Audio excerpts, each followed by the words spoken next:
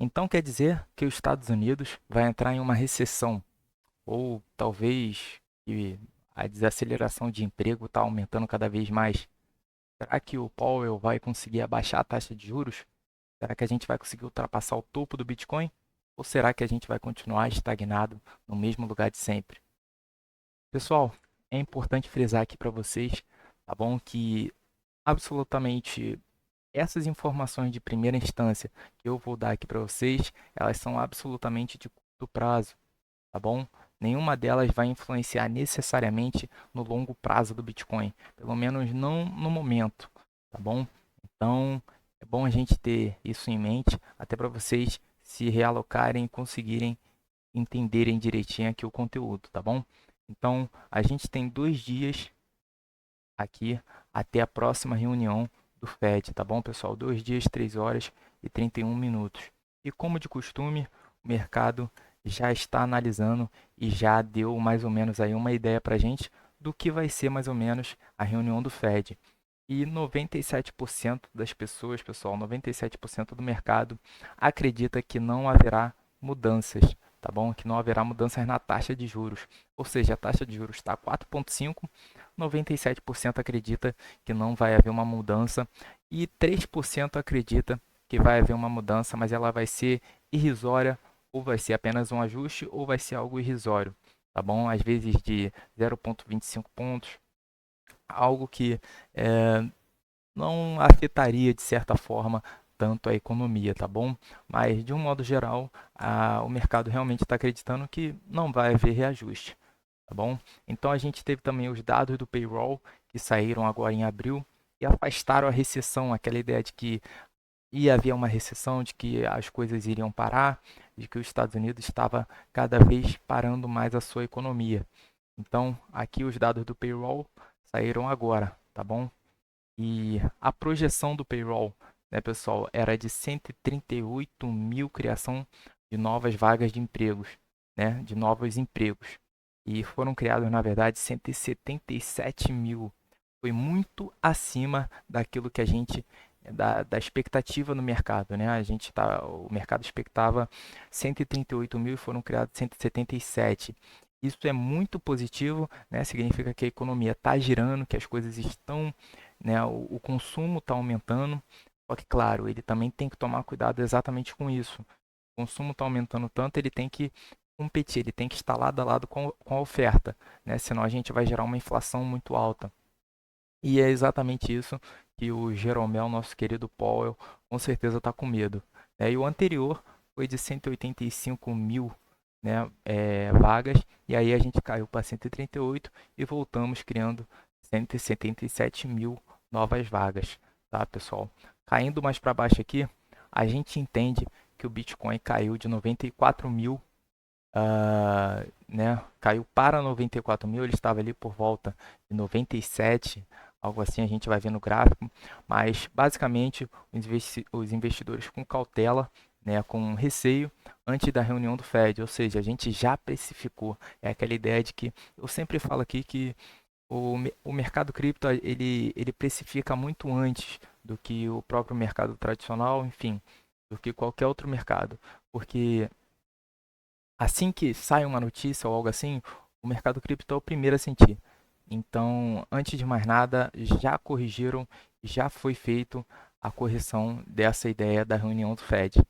E olhando aqui no gráfico diário, pessoal, aqui no Bitcoin, a gente pode ver e perceber que a zona que nós estamos atualmente, estamos exatamente nessa zona aqui, né, nos 94 mil, igual foi mostrado anteriormente, a gente corrigiu dessa zona aqui de 97 mil, caímos para a zona de 94 mil por conta dessa reunião do Fed, do receio do mercado e já esperando que não haverá uma correção na taxa de juros ou que não haverá nada, simplesmente vai continuar a mesma taxa de juros, tá bom? Então a gente provavelmente vai segurar esse suporte aqui, tá bom? Igual a gente está segurando atualmente.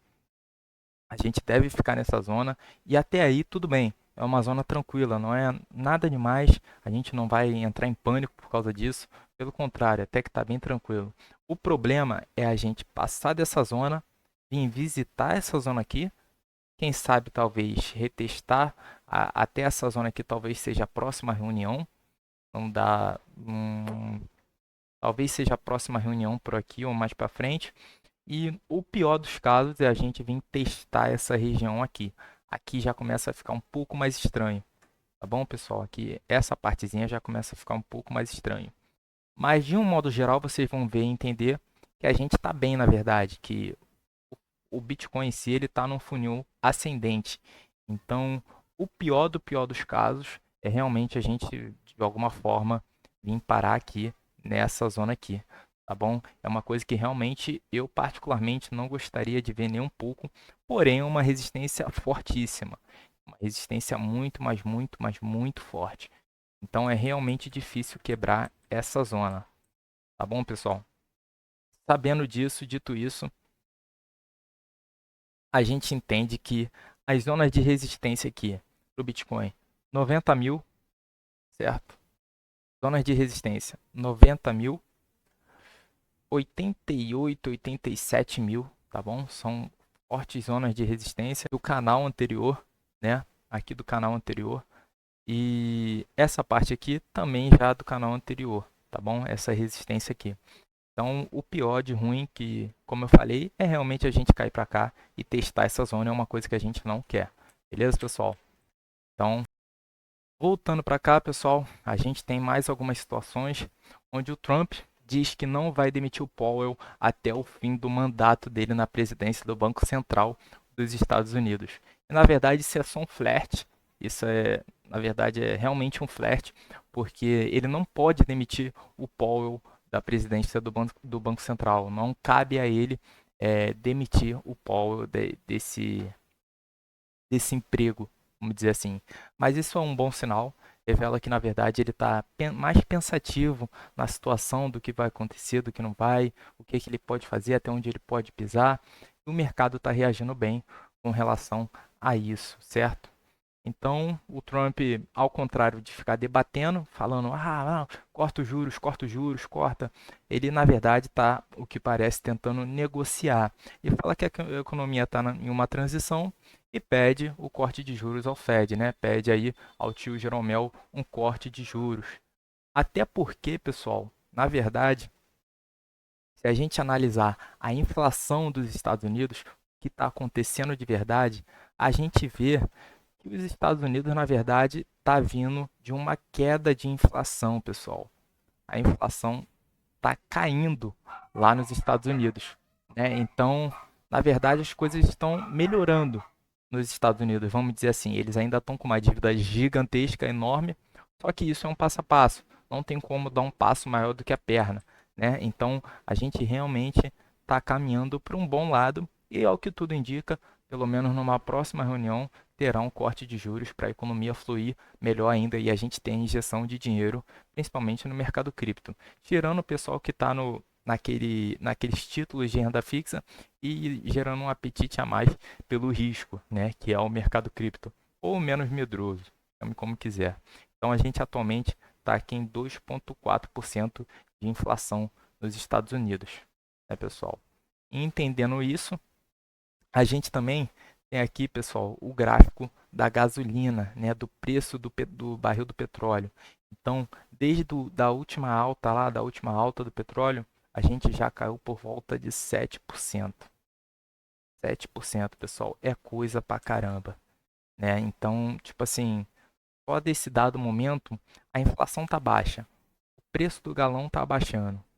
É realmente tá pedindo por um corte de juros, né? Porque se um exemplo, se o barril ele está abaixando o preço, a demanda vai aumentar por ele, né? A demanda, então consequentemente a oferta vai ter que aumentar, senão vai gerar muita inflação. E isso mede o corte a taxa de juros, correto? Então barril de óleo não, perdão, barril de gasolina abaixando, inflação abaixando. Então a gente está aqui atualmente, né, pessoal? A taxa de juros do tio Jeromel está nesse patamar, 4,50. É o que eu falo. Não adiantaria muito ele pegar e, corte de taxa aí de 0,25. bom, a gente ainda estaria em 4,25 pontos percentuais aí de taxa de juros. Ainda seria muito alto, pessoal, muito alto mesmo. Porém, já seria um incentivo a mais. Já pensou a gente caindo aqui aos poucos aqui em 2%, né, 3%? Seria algo bem mais interessante.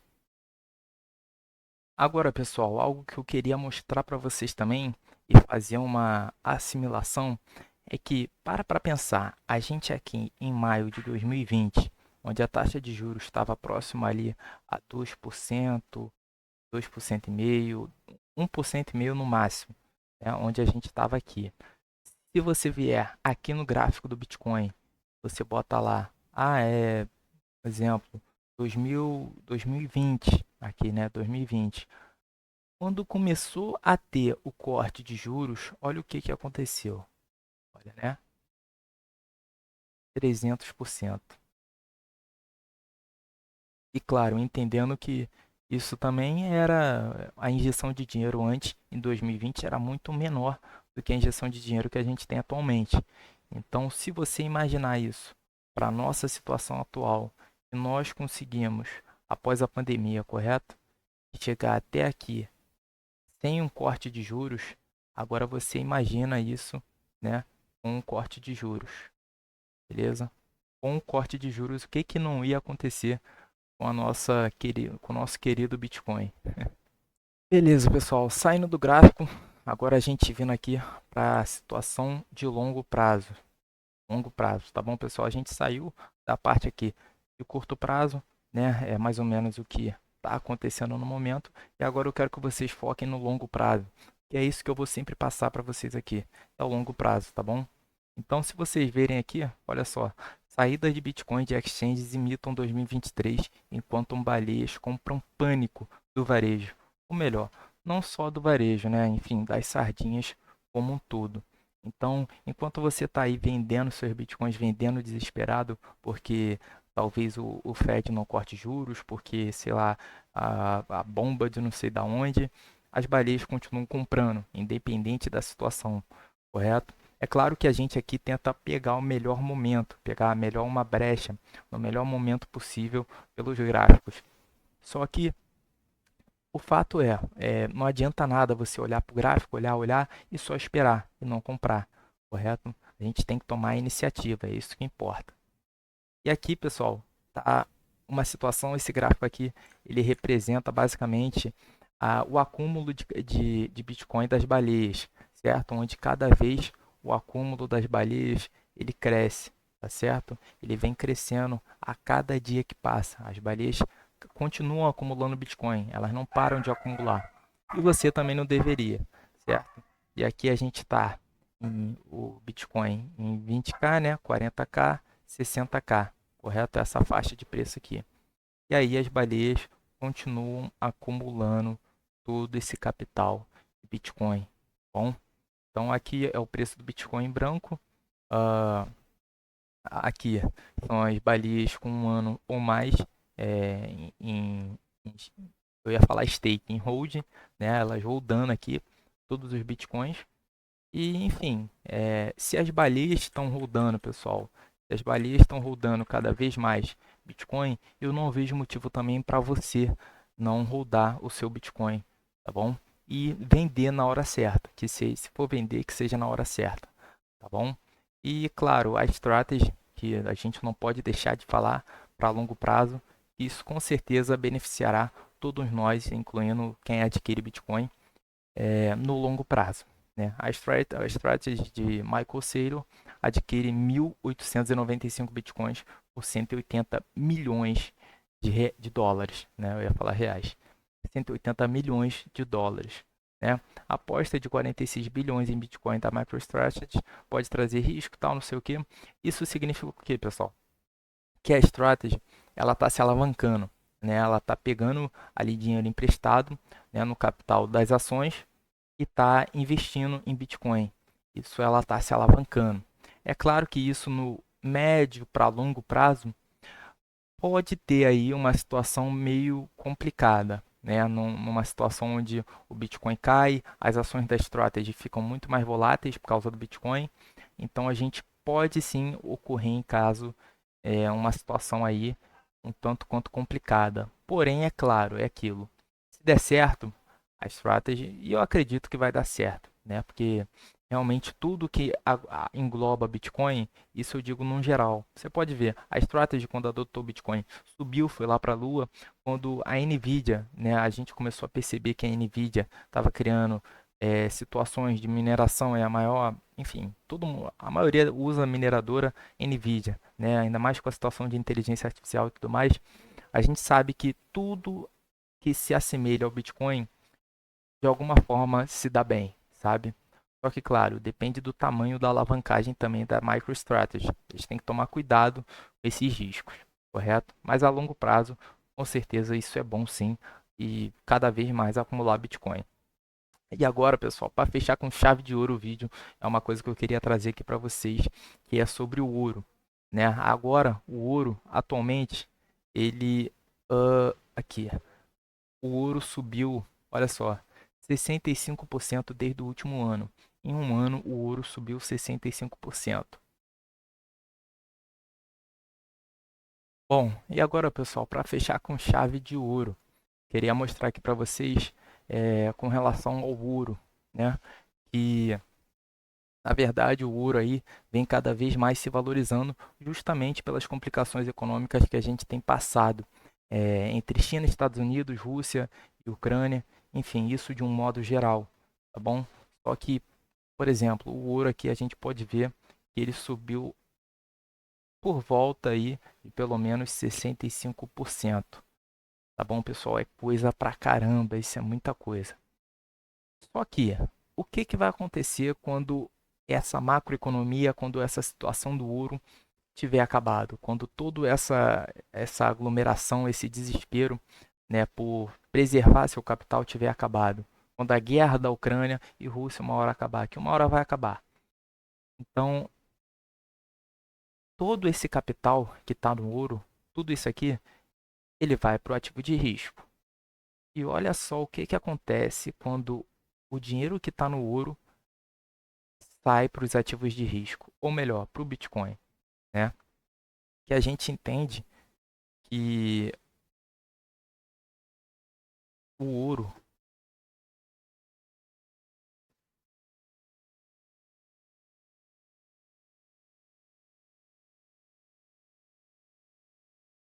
olha só, a gente entende que o ouro, ele é um ativo para preservar capital, correto? Você vai investir no ouro para preservar capital. Só que quando ele solta isso, o dinheiro vai para o Bitcoin, correto? E olha só o que que acontece com o Bitcoin. Cara, isso aqui é basicamente, por exemplo, o Bitcoin ele estava por volta de aqui, vamos supor, sei lá.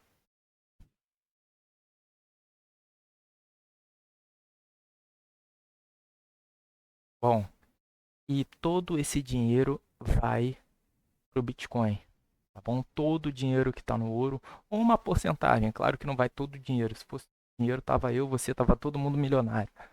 Só que todo esse dinheiro não vai para o ouro, né? Mas só uma fração bem pequenininha do ouro já é capaz de levar ele, cara, até as alturas, certo? Batendo novos recordes.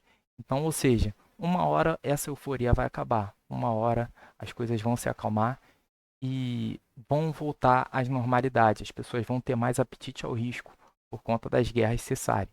E as guerras tarifárias também. Então basta ter calma. A gente saber a hora certa, os dados econômicos certos e saber o longo prazo, que é o mais importante, tá bom? Ou seja, um resumão aqui.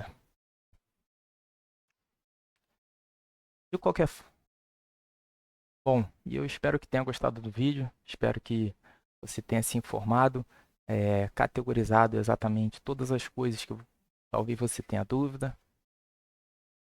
Bom, e eu espero que você tenha gostado do vídeo. Caso tenha gostado, deixa o like, compartilha, bota um comentário aí. Bota a sua opinião, o que que você acha disso? Será que o Fed realmente vai cortar na próxima reunião? Será que ele não vai? Deixa seus comentários aí e deixa o like. Até a próxima.